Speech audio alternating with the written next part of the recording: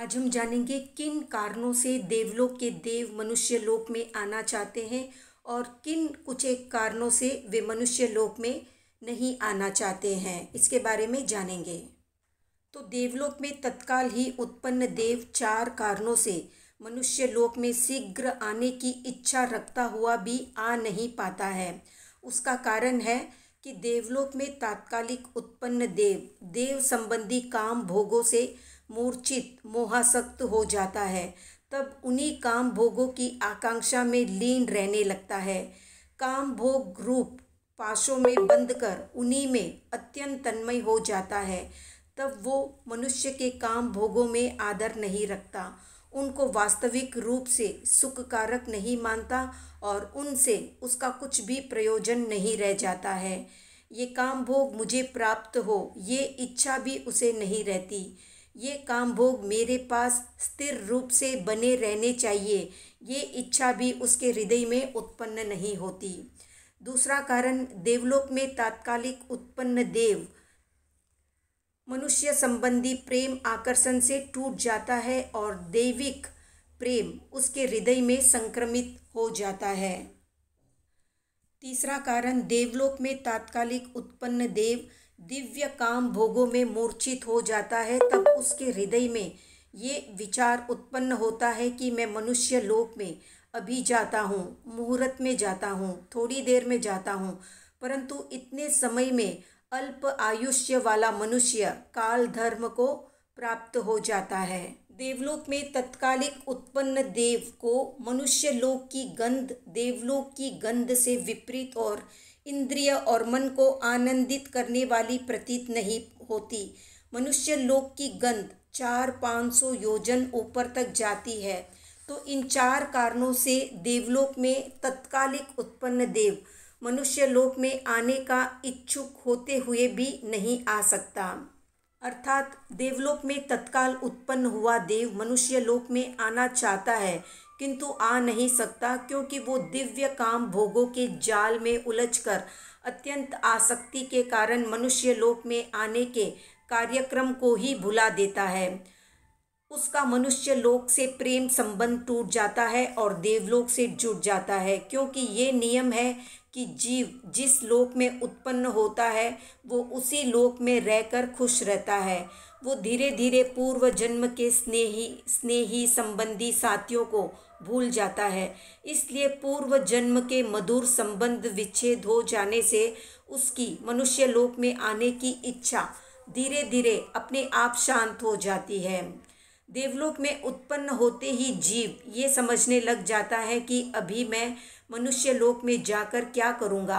अभी तक न तो मैंने स्वर्ग लोक के सभी मनोहर दृश्यों को देखे हैं, न अभी तक अपनी समृद्धि पर अधिकार ही जमाया है और न अच्छी तरह दिव्य काम भोगों का अनुभव ही किया है। इसलिए अभी नहीं, कुछ क्षण या मुहूर्त ठहर कर जाऊँगा।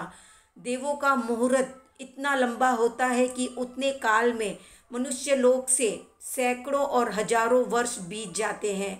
अर्थात सुख में दीर्घ काल बीतने पर ऐसा लगता है मानो 2 घड़ी समय ही व्यतीत हुआ है। उसके बाद जब वो देव पूर्व जन्म के पुराने संबंधियों को मिलने के लिए तैयारी करता है और अपने अवधि ज्ञान से देखता है कि मेरे पूर्व परिचित सभी संबंधी मरकर कहीं चले तो नहीं गए हैं, तब वहाँ जाकर क्या करूँगा, यही सोचकर देव मनुष्य लोक में आने का विचार छोड़ देता है। दिव्य काम भोगों और शब्द रूप आदि में आसक्त हुआ देव यदि शीघ्र आने के लिए प्रयत्न करता भी है तो वो वहाँ से चलकर बीच में ही लौट जाता है, क्योंकि मनुष्य लोक की दुर्गंध जो 400-500 योजन तक जाती है, किंतु विशेष दुर्गंध 400-500 योजन के ऊपर भी जाया करती है।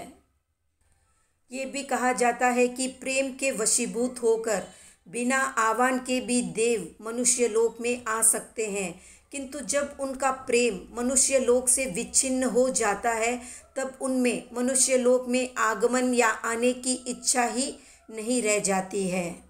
तो अब जानते हैं वे 4 कारण जिनसे देवलोक का देव मनुष्य लोक में आने की इच्छा रखता है और शीघ्र आ भी जाता है।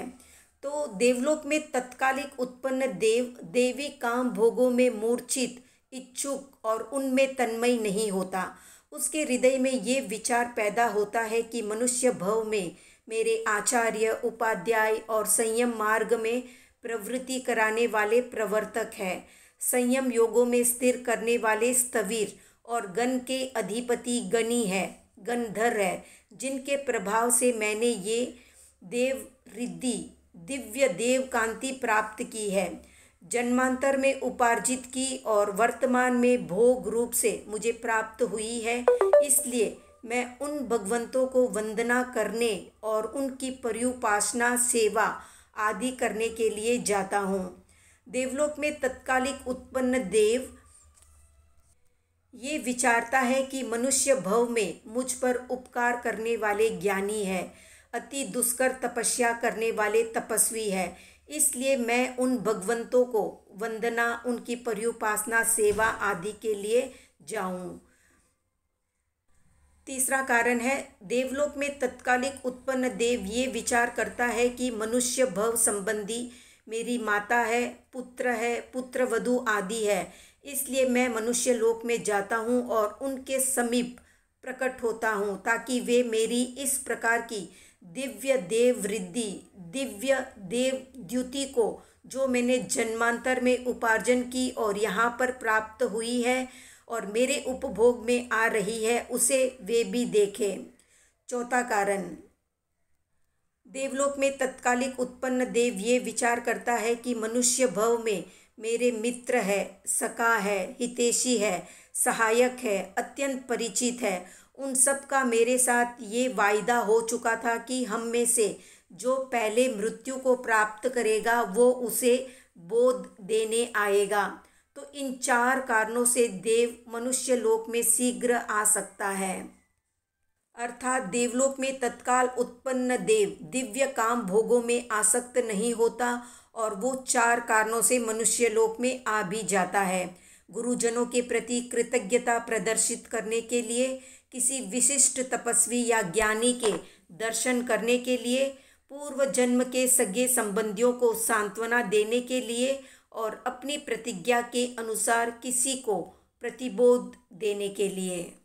तो इन चार कारणों में से किसी भी एक कारण से देव मनुष्य लोक में आ सकते हैं। तो आज का प्रश्न है कि कितने लोगों को दृश्य या अदृश्य रूप में देवों के दर्शन हुए हैं, कमेंट में बताएं।